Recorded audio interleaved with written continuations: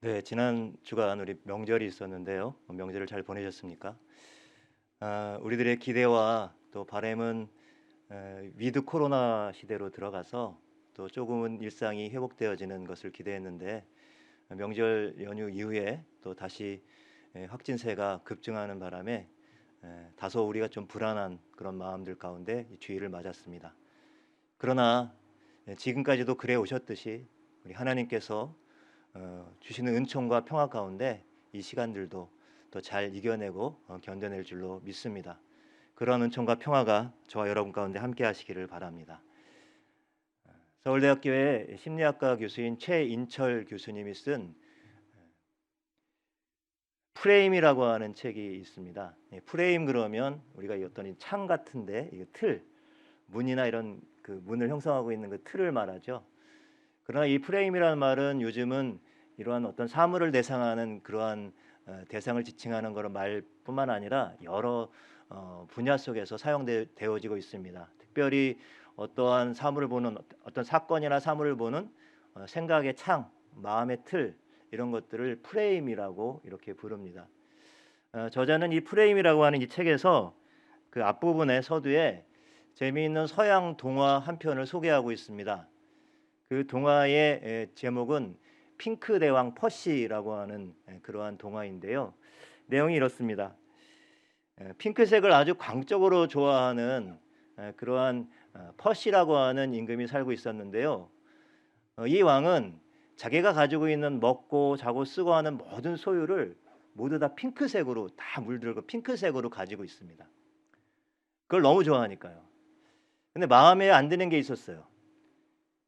신하들하고 백성들은 그렇게 살고 있지 않은 겁니다. 그래서 하루는 이 왕이 마음 먹고 법을 제정합니다. 그래서 자신의 신하들과 모든 나라의 백성들이 자기와 똑같이 모든 소유를 핑크색으로 물들게 하라는 명령을 내립니다. 난리가 났겠죠. 백성들이 자기가 살고 있는 가구니 갖고 있는 모든 것들을 핑크색으로 물들게 하려니까요. 그래서 법이 시행되고 그래서 모든 백성들이 그렇게 자기가 가지고 있는 소유들을 핑크색으로 만들었습니다. 그런데도 왕이 마음에 만족이 없었던 거예요. 보니까 산과 들과 바다와 그 짐승들과 이런 것들도 다 자기 자연색을 갖고 있으니까요. 마음에 안 들었던 거예요. 그래서 군대를 동원합니다.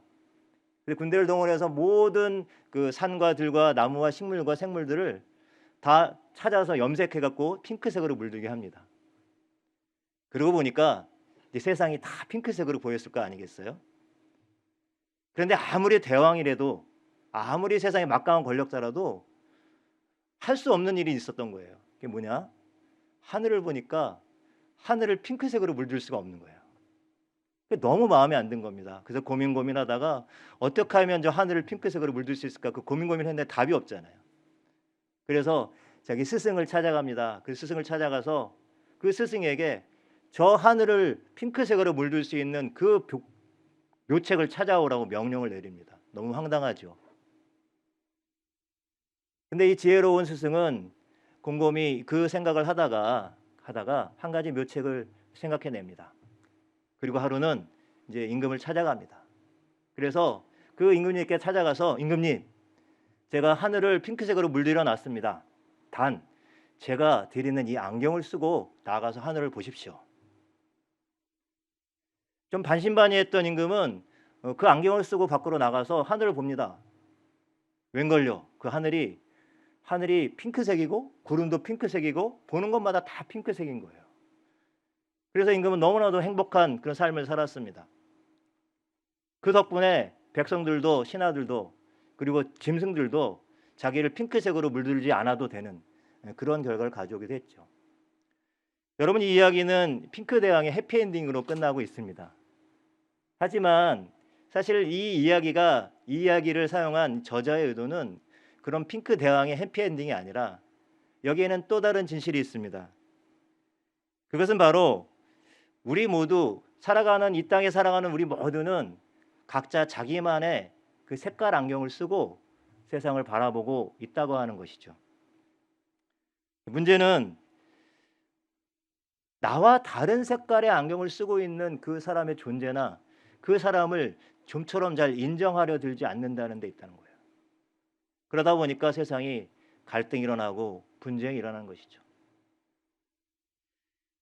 나와 다른 색깔의 안경을 쓰고 있는 사람들의 그 마음과 생각을 이해해주고 그 경계선을 넘어갈 때 비로소 그 가운데 평화가 찾아온다고 하는 이야기입니다.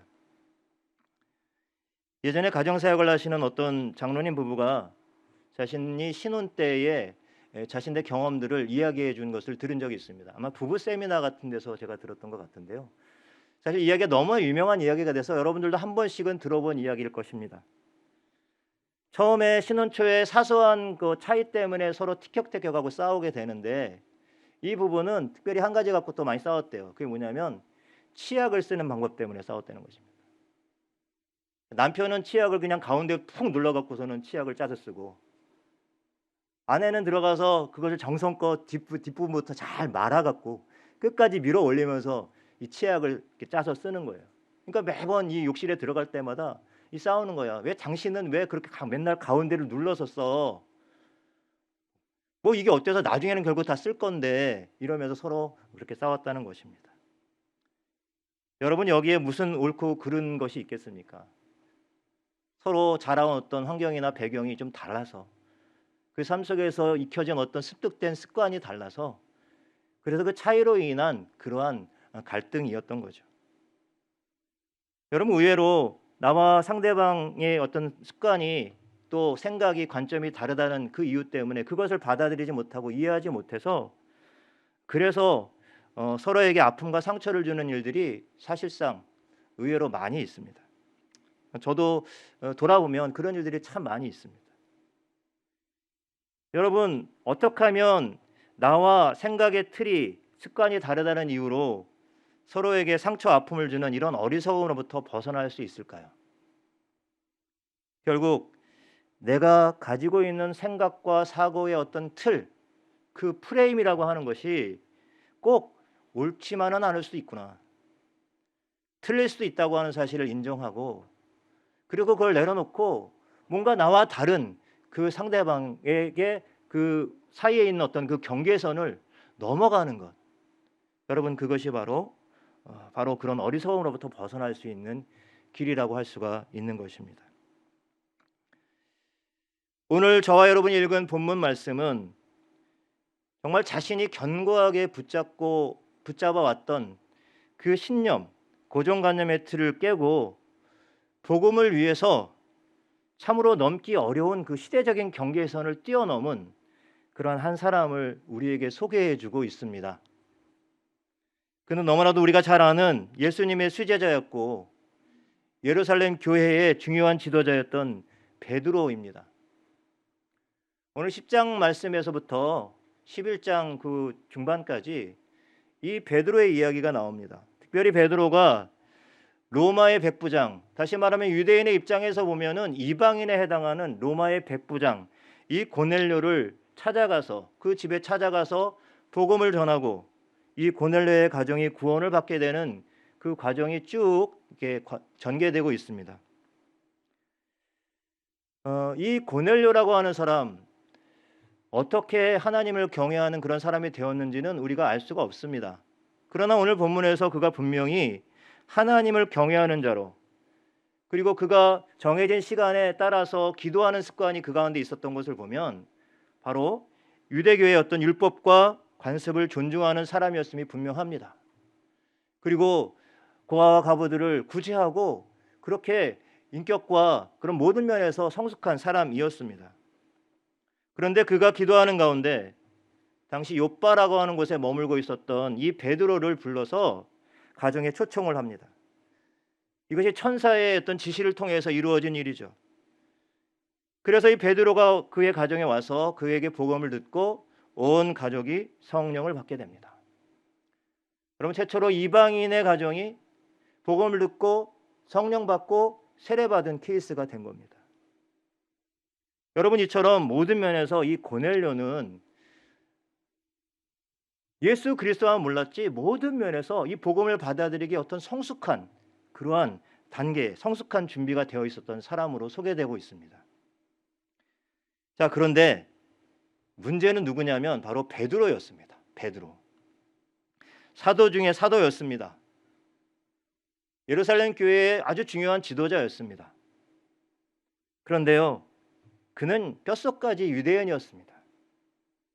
그가 비록 예수 믿고 예수를 따르는 제자였고 지금 예수 그리스도의 그 교회의 그러한 수장이었지만, 그러나 유대교의 그 틀거리 안에서 그는 예수 그리스도를 믿고 있었습니다. 여러분, 이 말은 당시 대부분의 유대인들이 그랬듯이요, 베드로도 소위 말하는 유대교에 있어서 이 정결법, 무엇을 먹고 무엇을 마시는 이런 규정들이 성경에 있었죠. 레위기 11장에 보면 이런 내용들이 쭉 나옵니다. 이것을 말씀을 목숨처럼 지켰습니다. 그리고 특히 이방인과 가까이 하는 것, 또 이방인들을 마주 대하는 것, 이런 것들을 꺼려 했습니다. 그러니 이방인의 가정에 직접 방문해서 그리스도의 복음을 전한다는 것은 여러분, 그로서는 도저히 상상할 수 없는 그런 일이었던 것이죠. 그러나 우리가 사도행전의 말씀을 쭉 읽어오셨지만, 사도행전의 말씀은 이 복음이 예루살렘과 온 유대와 사마리아 땅끝까지 이르러 증인이 되리라, 증인이 되어라 말씀하신 그 말씀 있지 않습니까? 유대인 중심의 복음의 말씀이 이제 이방인들에게까지 전해지기 위해서는 바로 베드로가 가지고 있었던 이러한 고정관념, 이러한 틀이 깨져야만 했던 것입니다. 그래서 오늘 말씀해 보면 하나님이 참 바쁘세요.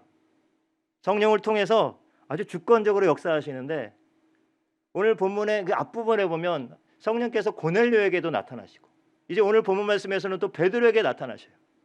고넬료에게는 기도하는 가운데 직접적으로 음성을 들려주시면서 요바에 있는 그 베드로를 초청해서 집안으로 모셔서 복음을 들으라는 말씀을 주셨고요.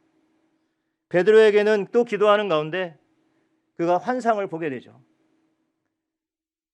여러분, 이때 베드로가 본 환상은 오늘 저희가 읽은 본문 말씀에 자세히 나와 있습니다만, 갑자기 하늘이 열리고 네 귀퉁이의 보자기 같은 것들이 그릇이 되어서 하늘로부터 내려오는 것입니다. 근데 그 그릇 안을 살펴보니까 바로 성경에서 규정한 부정하고 속되다고 규정한 짐승들이 그 가운데 다 있는 거예요.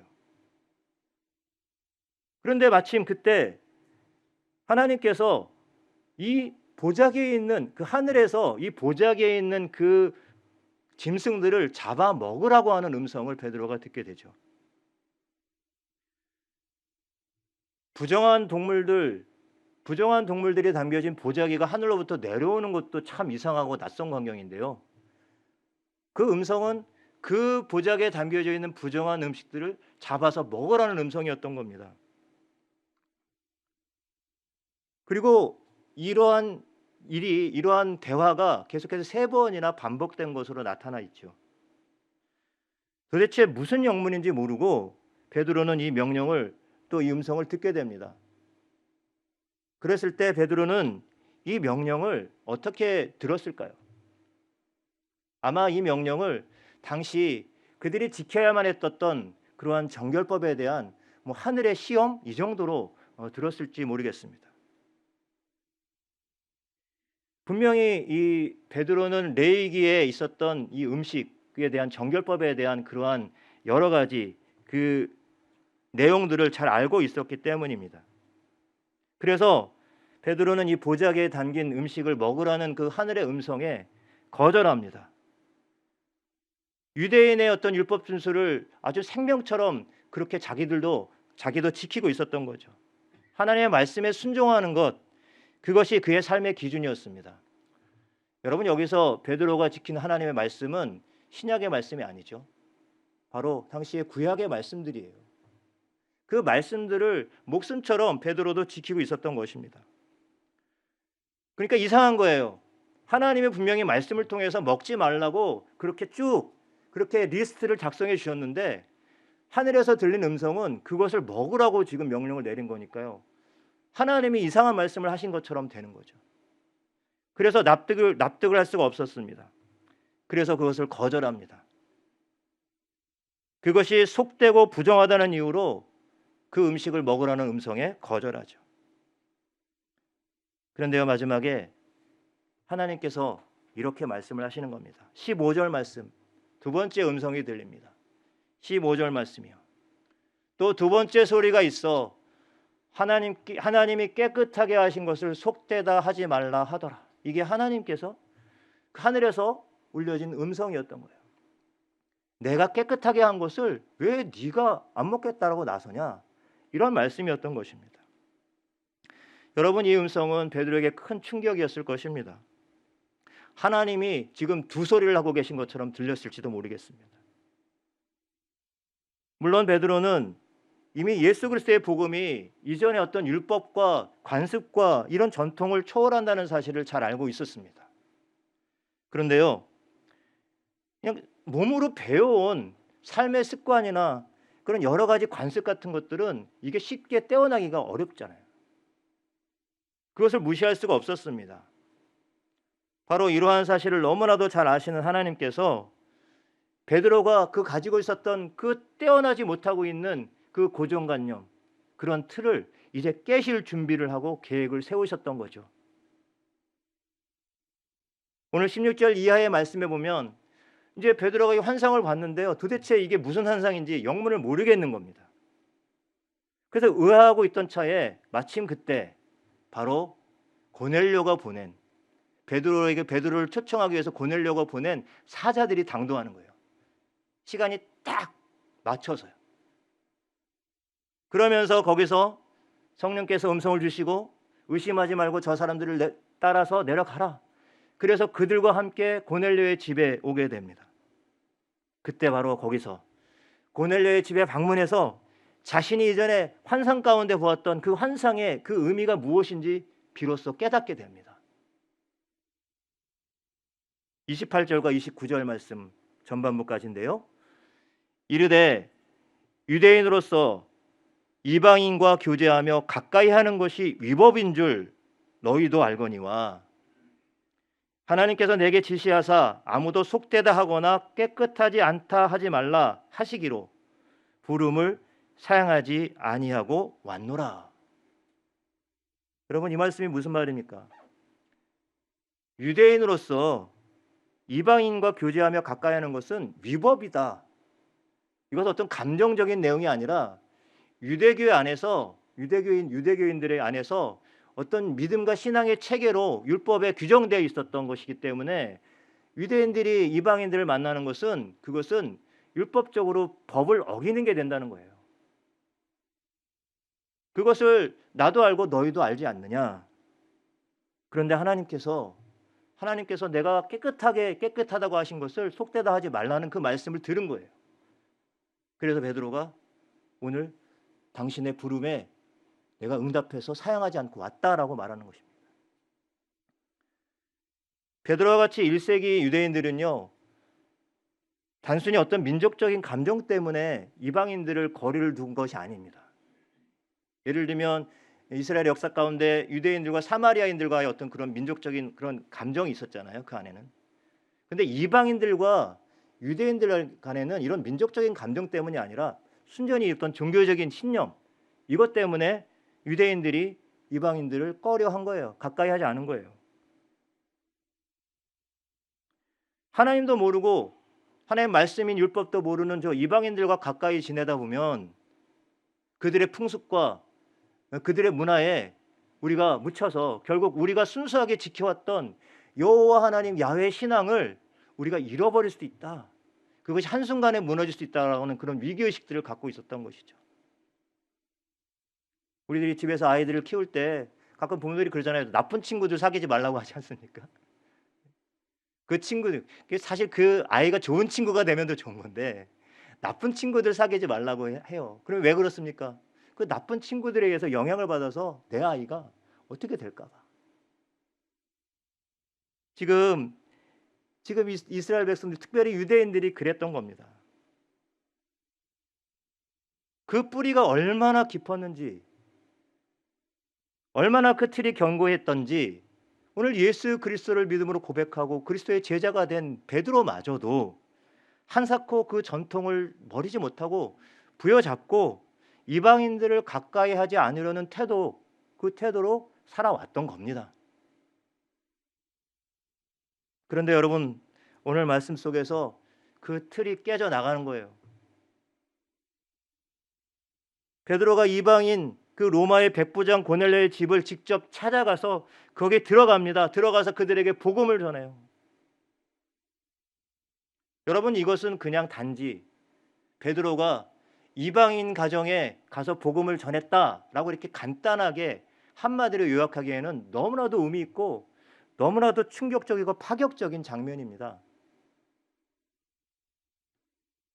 우리가 이 사도행전의 말씀을 쭉 읽어가고 보았는데 사도행전에서 이 복음이 확정되어져 가는 가운데 역사적인 전환점들이 몇 가지가 있습니다. 그러면 가장 첫 번째 전환점이 언제였을까요? 바로 오순절 성령 강림 사건이에요. 그 사건을 통해서 교회가 시작이 되는 거잖아요. 그리고 교회가 흥황합니다. 계속 발전하고 성장합니다. 그러다가 중요한 위기를 맞이하죠. 스데반의 그 순교 사건을 통해서 무엇이 나오게 돼요? 바로 사도 바울의 회심 사건이 나오는 거지. 제가 지난번 시간에 배웠죠. 그리고 나서 오늘 10장에서 베드로가 이방인 고넬료의 가정에 방문해서 그에게 복음을 전하고 그들이 복음을 믿고 성령 받고 세례 받는 이 놀라운 복음의 역사가 일어나는데요. 바로 오늘 이 장면이 그러한 복음의 역사의 중요한 전환점의 한 순간이 되는 것이었습니다. 자신이 그동안 지켜왔던 종교적인 신념과 확신을 내려놓고 한 이방 영혼 그 가정을 위해서 그의 집까지 찾아간 거예요. 베드로는 당시 유대인으로서는 결코 넘지 말아야 될 경계선을 훌쩍 뛰어넘었던 겁니다. 여러분, 이게요 얼마나 심각한 일이었냐면요, 오늘 11장 2절의 말씀에 보면 이런 말씀이 나옵니다. 11장 2절의 말씀. 베드로가 예루살렘에 올라갔을 때에 할례자들이 비난하였다. 여러분, 여기서 이 할례자들은 그냥 유대인들이 아니라 교회 안에 있었던 유대인들 중에 그리스도인들이에요. 베드로와 함께한 사람들. 그 사람들이 베드로, 어떻게 당신 그럴 수가 있어? 어떻게 이방인들과 함께 그렇게 가서 복음을 전하고 거기서 같이 교제하고 식사도 하고 그렇게 어울리지 않았겠습니까? 그것을 공개적으로 비난합니다. 비판합니다.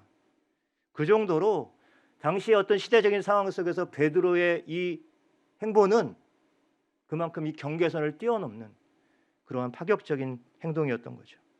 유대인으로서는 하면 안 되는 행동을 베드로가 한 것입니다. 여러분, 그렇다면 무엇이 이 베드로로 하여금 이렇게 경계를 뛰어넘는 행동을 하게 만든 것일까요? 무엇이 그가 지금껏 소중하게 지켜왔던 그러한 신념의 틀을 깨뜨리도록 만든 것일까요? 그것은 바로 베드로가 진정한 하나님이 어떤 분인지를 깨달았기 때문입니다. 34절과 35절 말씀을 한번 보겠습니다. 34절과 35절입니다. 베드로가 입을 열어 말하되 내가 참으로 하나님은 사람을 외모로 보지 아니하시고 각 나라 중 하나님을 경외하며 의를 행하는 사람은 다, 여기서 다가 중요합니다. 다 받으시는 줄 깨달았도다. 하나님이 어떤 분이신지를 베드로가 깨달았다는 거죠.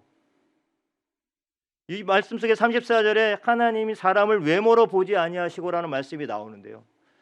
이 말씀 성경에 많이 나오죠. 사람이 하나님을 외모로 보지 않는다. 그 중심을 보신다. 이런 뜻으로도 많이 사용되어지는데 그 말씀보다 사람을 외모로 보지 아니하신다는 이 말씀은요, 하나님은 사람을 편애하지 않고 차별하지 않는다는 그런 말씀입니다. 하나님은 지금 그동안은 하나님이 유대인들의 하나님인 줄 알고 살았어요. 그리고 유대인들만 사랑하는 줄 알고 살았어요. 이방인들은 사랑하지 않는다고 생각했겠죠. 그런데 이 사건을 통해서 베드로는 하나님이 유대인들만의 하나님이 아니라 모든 만민들의 하나님이라고 하는 사실을 깨닫게 된 겁니다. 이전에는 종교적인 자기가 갖고 있는 신념, 그것을 굳게 잡고 있었던 것들을 통해서 하나님이 영광받는다고 생각했어요. 우리와 같으면 교회 생활을 잘하는 거, 그렇죠? 예배 잘 드리고 그리고 헌금 생활 잘하고 봉사 잘하고 이렇게 보여지는 이런 것들만 잘하면 그러면 그것이 하나님께 바로 영광된다고 생각했던 거예요. 똑같은 거죠. 정결법을 잘 지키고 이방인들을 멀리하는 것이 하나님을 사랑하는 것이라고 생각했어요. 그런데 지금 그의 생각이 여지없이 깨어져 나간 것입니다. 여태까지 자기가 생각해왔던 그 하나님과 전혀 다른, 여기서 어떤 의미에서는 참 낯선 하나님을 베드로가 만나게 된 거예요. 이렇게 틀을 깨는 일은 우리가 이전에 생각했던, 우리가 가지고 있었던 그런 하나님에 대한 그런 익숙한 이미지가 깨어져 나가고 새로운 낯선 하나님을 발견하는 일이 되는 것이죠. 이렇게 해서 베드로는 하나님이 유대인만의 하나님이 아니라 모든 사람을 구원하시고자 하시는 하나님이라는 사실을 온전히 깨닫게 됩니다. 그 이후로 베드로가 이렇게 한번 경계선을 뛰어넘고 나서 항상 앞으로의 그 사도행전에 나타나는 그런 교회 공동체, 이방인 교회와 예루살렘 교회 여러 가지 충돌과 갈등이 있을 때도 항상 그 중심에 서서 하나님이 어떤 하나님인가를 외치면서 그러면서 하나님이 모든 만민을 향한 그런 구원의 하나님임을 항상 그 중심을 잡아줬던 것이 바로 베드로가 되었던 것입니다. 하나님은 오늘 본문에서 이방인 고넬료에게 복음을 전하기 위해서 베드로를 들어서 사용하십니다. 살짝 이런 의문이 듭니다. 그냥 복음을 빨리 전하고자 하시면 그냥 베드로에게, 베드로야 너 그냥 고넬료의 집에 가서 그 이방인에 가서 복음을 전해라, 직접적으로 말씀하시면 됐을 텐데 그렇게 하지 않으셨습니다. 고넬료의 기도 중에 나타나시고 또 한편에서는 베드로가 기도하는 그 중에 또 환상 중에 그렇게 나타나셨어요. 사실은 다소 좀 약간 복잡한 과정을 그렇게 거치시고 있어요. 그 이유가 무엇일까요? 그것은 고넬료, 이방인인 고넬료를 구원하시는 고넬료를 회심시키는 그 과정을 위해서 그 전에 바로 베드로를 변화시키고자 하시는 하나님의 계획이었던 거예요. 베드로를 단지 유대인들을 위한 복음 전파자가 아니라 그 경계를 뛰어넘어서 모든 사람들을 사랑하는 복음 전도자로 그렇게 새롭게 태어나게 하시고자 함이었던 겁니다. 그래서 베드로가 가지고 있었던, 그가 유대인 그리스도인으로서 가지고 있었던 그 정체성, 그 틀을 지금 여지없이 깨야만 했던 것이죠. 그래서 베드로에게 기이한 환상도 보여주시고 복잡한 과정을 거쳐서 고넬료의 집을 찾아가게까지 하신 것입니다. 이 모든 일이 바로 성령께서 베드로의 그 틀을 깨어나가시는 그런 하나의 과정이었다고 볼 수가 있습니다.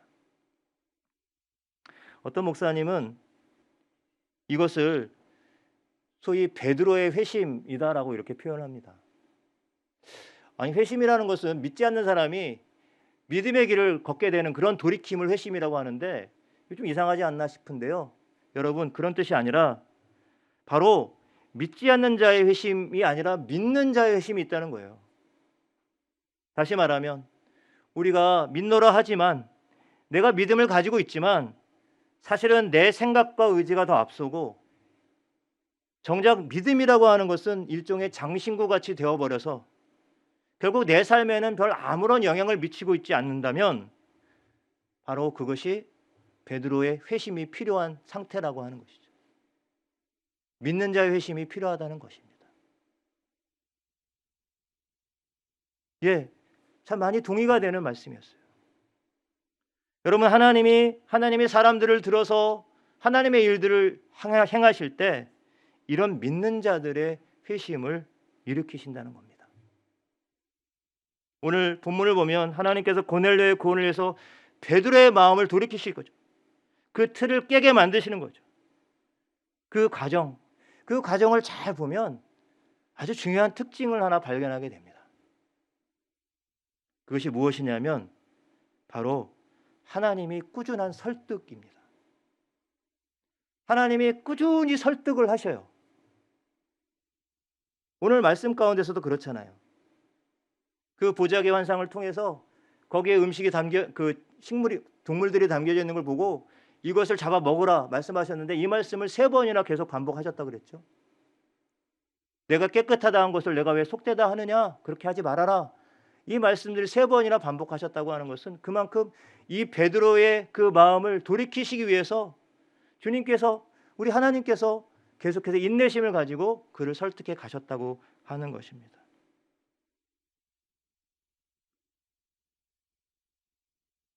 여러분, 모세를 부르실 때도, 그 호렙산에서 하나님이 모세를 부르실 때도 마찬가지였죠. 계속 뒤로 물러서는 그 모세를 불러서 이 출애굽의 귀한 사역 가운데 지도자를 세우기 위해서 계속 설득하셔요. 기드온을 부르실 때도 그랬죠. 기드온도 머뭇거립니다. 그러나 그러한 기드온을 세워서 미디안 군대와 싸워서 위대한 승리를 얻어내게 하지 않습니까? 여러분, 요나 역시 그랬습니다. 여러분, 오늘 베드로가 있었던, 원래 고넬료의 집에 가기 전에 머물고 있었던 것이 욥바라는 지역이죠. 여러분, 욥바는 이 요나하고도 연관이 있는 장소입니다. 니네로 가라 하신 하나님의 말씀을 거역하고 다시스로 가기 위해서 이 욥바로부터 이 요나가 출발을 하잖아요.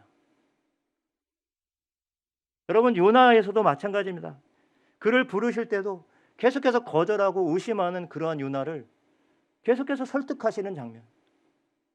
그래서 요나가 결국에는 그 물고기 뱃속에서 하나님의 뜻을 깨닫게 되고, 아, 그게 아니었구나.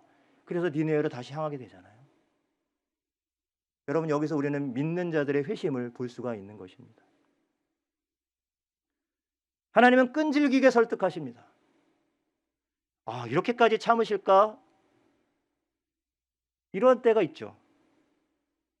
하지만 결국 하나님께 설득당한 사람들은 결국에는 자기가 가지고 있는 어떤 고정관념과 틀을 내려놓고 하나님의 뜻에 순종하는 사람들로 모두 쓰임 받았습니다. 여러분, 이 말씀을 그대로 우리 자신에게 한번 가져와 봅시다. 혹시 우리들에게도 이러한 믿는 자들의 회심, 베드로의 회심이 필요하지 않습니까? 교회는 참 오래 다녔는데 목사고, 때론 장로고, 집사고, 권사고, 성도라는 직분을 가지긴 했는데 여전히 자아는 강하고 하나님 중심이 아닌 내 의지와 내 생각에 더 초점을 맞춰서 살고 있지는 않은지요. 행여 내가 가진 생각과 내가 가지고 있는 고정관념과 내가 가지고 있는 시선과 그 틀로 인해서 나와 다른 생각을 가진 이들이 고통받고 상처받고 힘겨워하고 있는 일은 없는지요. 가정에서, 때론 일터에서, 그리고 교회 공동체 안에서 여러분, 우리의 자신의 모습들을 깊이 한번 들여다볼 수 있기를 바랍니다. 그냥 내가 믿고 싶은 대로 하나님을 믿는 것이 아니라 오늘도 우리를 기일히 참아주시고 정말 우리들을 하나님의 뜻에 합당하게 사용하시기 위해서 지금도 고집스러운 우리들을 설득하시고 또 그 하나님의 사람으로 계속해서 빚어가시는 그 하나님을 온전히 만나는 저와 여러분들이 될 수 있기를 간절히 축복합니다. 이러한 역사가 충만히 일어나서 정말 하나님께 온전히 쓰임받는, 하나님이 쓰시기에 편한 저 자신과 그리고 여러분, 우리의 높은 뜻 섬기는 교회가 되기를 간절히 축복합니다. 기도하겠습니다.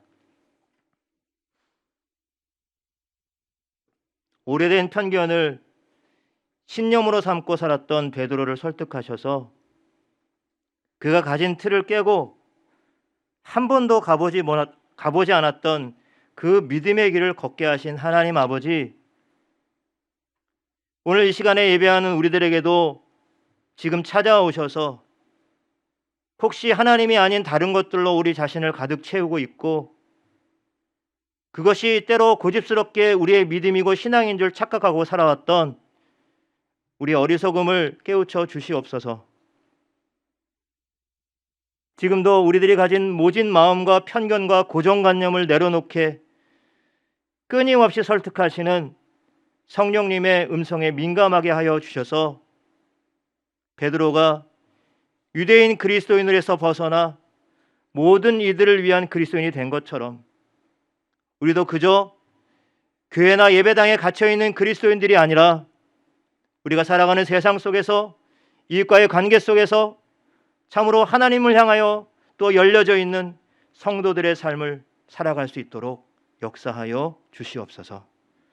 감사드리며 예수님의 이름으로 기도드립니다.